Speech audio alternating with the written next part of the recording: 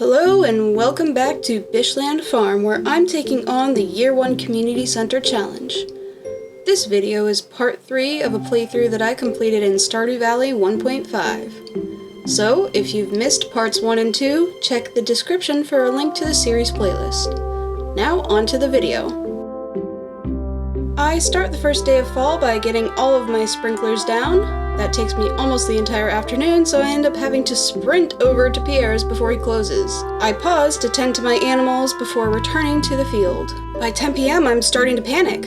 I quickly put down fertilizer and plant as much as I can, but unfortunately I end up passing out before I can get to watering most of my crops. The next morning, I attempt to make up for my mistakes, only to find out that I've underbought seeds once again. Oh well, at least I get a large goat milk before I run off to Pierre's to buy more seeds. I'm interrupted on my way into town by Robin and Lewis explaining the new special orders board. I ignore that for now. After buying wheat seeds for filler, I head to the community center. There, I donate the large goat milk to the animal bundle and complete the quality crops bundle with 5 gold star corn. I also donate a sea urchin to the dye bundle and a maple syrup to the chef's bundle. Once my field is finally fully planted, I head down to the forest river for some fishing. I don't catch anything new for the community center yet, but I do hit level 7 fishing that night. On the 3rd, I stop by the special orders board on the way to the beach. I accept Willie's quest to collect 100 bug meat. I finally catch a tilapia and sell a bunch of beach forage to Willie, which puts me at enough gold for the barn upgrade. So I run back to my farm to get the materials and get up to Robin's to place the order. I'm about to get started on the Juicy Bugs quest when I remember that I'm meant to catch a tiger trout too.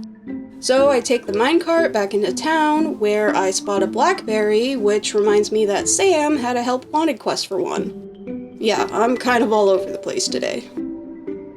It gets to be too late to catch a tiger trout, so I go back to the mines for the rest of the evening. The wine for the community center is ready the next day, which means I can start making wine to sell again. I catch the tiger trout in the forest river and decide it's time for another community center run. I donate the wine to the enchanter's bundle, and then I complete the river fishing bundle with the tiger trout and the ocean fishing bundle with the tilapia. Then it's back to the mines to hunt for bug meat. In the process of working on the quest, I complete the monster slayer goal for cave insects. On Friday, the deluxe barn is done, but I have nowhere near enough gold to buy a pig yet. Back in the mines, I continue grinding away at the juicy bugs. I get up to 80 of the 100 bug meat, and at some point, I got an ancient seed from one of the bugs. I'm not sure exactly when this happened, because my face cam partially covers where the loot pop-ups appear. Based on where it is in my inventory, I think it was one of these bugs that dropped it. I promptly bring the seed to Gunther the next morning so I can get the plantable ancient fruit seed and the recipe to make more if I find the non-plantable ancient seed artifact. Is anyone else confused by this? I also donate the last dwarf scroll I need to get the dwarvish translation guide. I finish the Juicy Bugs quest that afternoon and bring the bug meat right to Willie's grody bait bin. Then I grab a bunch of my old gear and head back up the mountain to sell it all to Marlin. I round out the evening by taking all of the hay out of the silo via the bin in the coop. Then I side some grass to refill the silo. I'm doing this because one silo only holds 240 hay at a time, whereas 999 hay fits in a single stack in a chest. So if I just keep emptying and refilling the silo, I can store away a load of animal feed. And remember, this is Stardew Valley 1.5. No grass sticking around in the winter. That night I hit level 8 farming, which gives me the crafting recipes for deluxe speed grow, oil makers, and most importantly, kegs.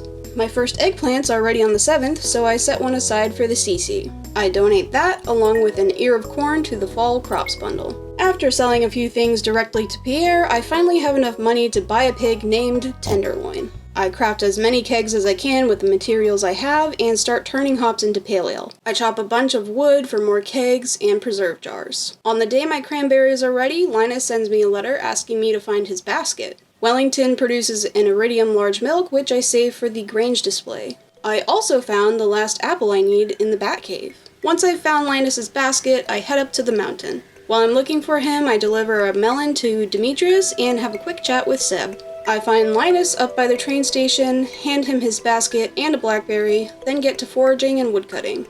Later that day, I donate the 3 apples to complete the fodder bundle.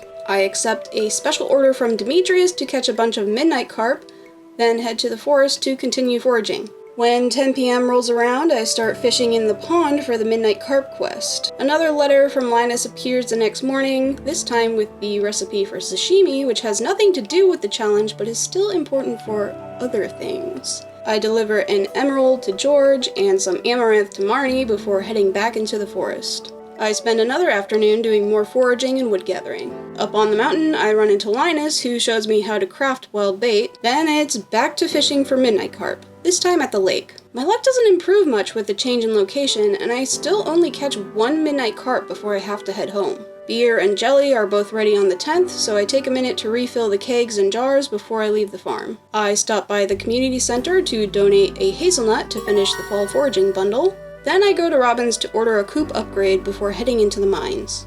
I go through the coal levels to farm iron and coal. It takes me until 11 to remember that I'm supposed to be catching midnight carp, so I don't end up getting any that night. A singular yam is ready to be harvested the next morning, and it's another good luck day, so I head back into the mines. Once I'm happy with the amount of copper I have, I spend a bit of time resetting levels 105 and 115 in search of a particular kind of rock.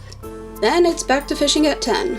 The coop is done being upgraded on the 11th, so I go to Marnie's to buy 2 ducks that are dubbed Turducken and Aflac. Following another afternoon of woodcutting, I return to the mountain lake.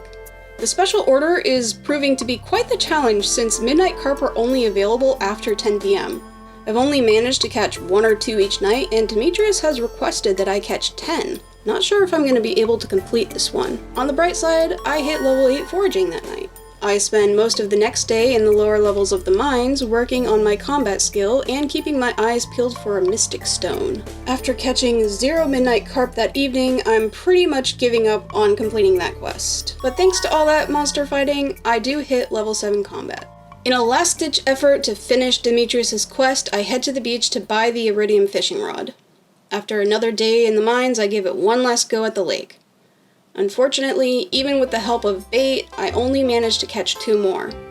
Even though I don't finish the quest, I still hit level 8 mining and make some decent money that night. Fall 15 is Pumpkin Day.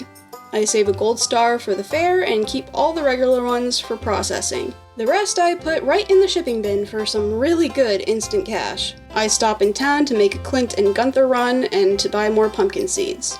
Once I've replanted the pumpkins, I grab some materials and sell a few cranberries to Pierre so I can order the deluxe coop upgrade. Before I place the order, I give Maru and Demetrius a hand in the lab. While Maru is grabbing some samples, Demetrius makes a comment about not getting in the way of Maru's future. Little does he know I've got eyes on a different member of his household. Once the coop upgrade is ordered, I get to fishing. I catch a walleye in the mountain lake. On my way to the beach, I accept a special order from Clint to slay 50 bats. Then I catch the eel pretty much immediately and head straight home to grab more donations for the community center.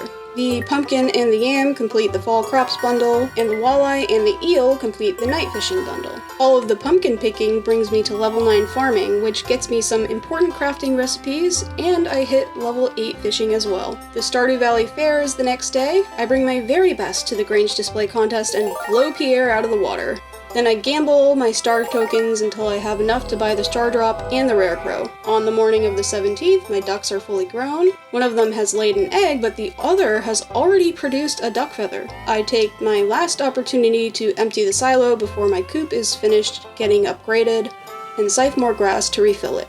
On the way to the mines, I stop by the community center. I donate the duck feather to the dye bundle, and the duck egg to the animal bundle, which completes the pantry room. In the mines, I farm iron and coal, in between killing bats for Clint's special order. I managed to get 18 of the 50 bats ticked off before it's time to head home. The Junimo do their little dance once again, this time around the rundown greenhouse. The next morning, a fully grown tenderloin starts producing truffles before I'm even done with my morning chores. And thanks to the gatherer profession, the first one I pick up doubles into 2. After stowing one away for the chef's bundle, I head up to Robin's to rearrange a few of the buildings on my property. While I'm there, I check on what it will take to upgrade my house and find that I just need more wood. Back at home, I put a truffle in my newly crafted oil maker and then pop down to Marnie's to buy rabbits, except of course, she's not working. Oh my god! I spend the rest of the evening gathering wood and working on putting up a fence to keep my animals contained. Now that my pig is finding truffles, keeping them fenced in will make it easier to keep track of where they are. On the 19th, I finally get around to addressing the greenhouse that is now at my disposal. I start putting cranberries in this seed maker so that I can fill most of the greenhouse with those for now. While I'm waiting for the seed maker to process, I make a quick run down to Marnie's, who's actually freaking open, to buy 2 rabbits. After Hip Hop and Bounce get sent to their new home, I discover that I've spoken to Marnie enough to gain access to her room and to Lewis's lucky purple shorts. I buy a spicy eel from the traveling cart, then get back to sorting out the greenhouse. I plant a few cranberry seeds, the ancient seed, the red cabbage seed, and a couple of starfruit seeds. The rest of the evening is spent chopping wood once again. The next day, I buy the last backpack upgrade from Pierre and order my house upgrade from Robin. Then I go back into the mines to work on Clint's bat slaying quest. And while I'm down there, I complete the monster slayer goal for bats. On the 21st, I give Robin some goat cheese for her birthday while she's working on my house. Oops. Well, look, if she wanted to take her birthday off, she could've, so I'm just going to assume that she likes working so much that she wants to do it on her birthday. Back in the mines, I finished the bat slaying quest and managed to make it to Clint's before he closes. I take his 6,000 gold, have him crack open a few geodes, and drop off my pickaxe to be upgraded. I donate a few items to the museum and do some rearranging while I'm there because I want it to make sense and look pretty. And at the CC, I donate 99 stone to the construction bundle, the truffle to the chef's bundle, and I purchased the 2 least expensive vault bundles. While on my way to spend another evening chopping wood, I stop by the traveling cart to find that they're selling 5 red cabbages. Not red cabbage seeds, already grown red cabbages. I declined to purchase one since I have to wait till winter to get the remaining winter forage items anyway. The next morning is a morning of visitors. Evelyn stops by to give me a garden pot and the crafting recipe to make more, and right after, Gunther appears to thank me for all of my donations to the museum and gifts me the rusty key. Clint also sends me a recipe for a geode crusher, which may eventually make him obsolete. After I complete my morning chores, I bring 198 wood to the community center to complete the construction bundle. At the special orders board, I decide to give Demetrius's aquatic overpopulation quest another go. This time, it's for tiger trout, which are available for a much longer period during the day, so it seems much more manageable this time around. So I fish in the forest river until the tiger trout go away at 7 p.m. and come away with 3 of the 10 I need. On fall 23, my house is done being upgraded, so I keep an egg so I can make a fried egg. Then I buy some rice from Pierre so I can make a maki roll too. I bring those to the community center right away so I can complete the chef's bundle. While I'm there, I also purchased the 10k gold bundle. Then it's back to fishing in the river for more tiger trout. Once they're gone for the evening, I spend the rest of my time, you guessed it, chopping more wood. The next day, I pick up my steel pickaxe from Clint. Then I stop by Robin's to deliver a fire quartz to Maru and say hello to Seb. While I'm there, Robin gives me the recipe for flute blocks and drum blocks. I finished catching all of the tiger trout I need for the aquatic overpopulation quest and spend the rest of the evening chopping wood. And some hardwood, so that's a little different. On the following morning, I get a crafting recipe for a farm computer in the mail from Demetrius, and my rabbits are also fully grown this morning, but no rabbit's foot yet. With most of the bundles just being a waiting game at this point, I don't have a whole lot to do for the rest of the day. So I load up my inventory with gifts and start passing them out to every villager I come across. I did accidentally give Abigail a blackberry instead of an amethyst, but other than that, it went pretty well. On the 26th of fall, Lewis sends me a recipe for spaghetti, and Velociraptor has grown to love me. Not that those things are relevant to the challenge, but they felt like important information nonetheless. Despite not needing much to complete the CC at this point, I still check on the traveling cart. I'm slightly tempted to buy the crocus on offer, but knowing that I'll have to wait until winter for other things, I skip on it. Then I head to the community center to purchase the 25k gold bundle and complete the vault room. After that, it's into the mines to gather resources and work on my combat and mining skills while I'm at it. Between floor resets, I pop over to the Adventurers Guild to check on the monster eradication goals and pick up the vampire ring from Gil. Before I turn in for the night, I place down the crystallarium and put a ruby in it. These aren't the best gems to duplicate for money, but they will be important for other things quite soon. On a somewhat related note, that night the Junimo danced their adorable little dance once again, this time to fix up the bus. So the next morning I buy a ticket to the Calico Desert where I trade a ruby for some spicy eel and meet Sandy, who runs the Oasis shop.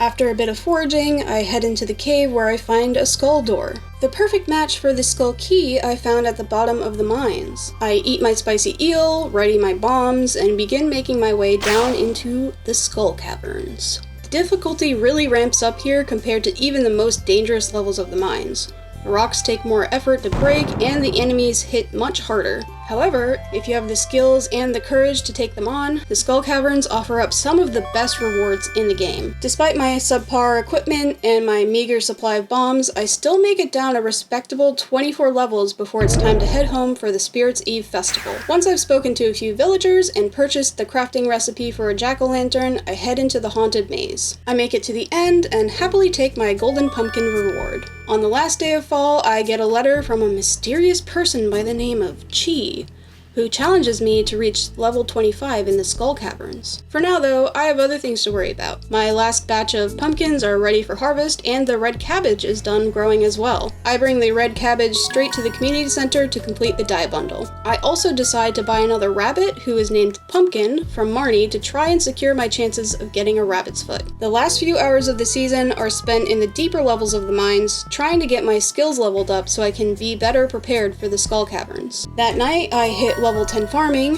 choosing the artisan profession, which makes all artisan goods worth 40% more. I hit level 8 combat, and I make a satisfying 35,000 gold from all of the quality pumpkins I sold. And with that, the fall season comes to a close. If you're enjoying the Year 1 Community Center series so far, consider leaving a like and make sure you're subscribed to the channel so you'll know when the final episode is released. As always, thank you for watching, and I'll see y'all in winter.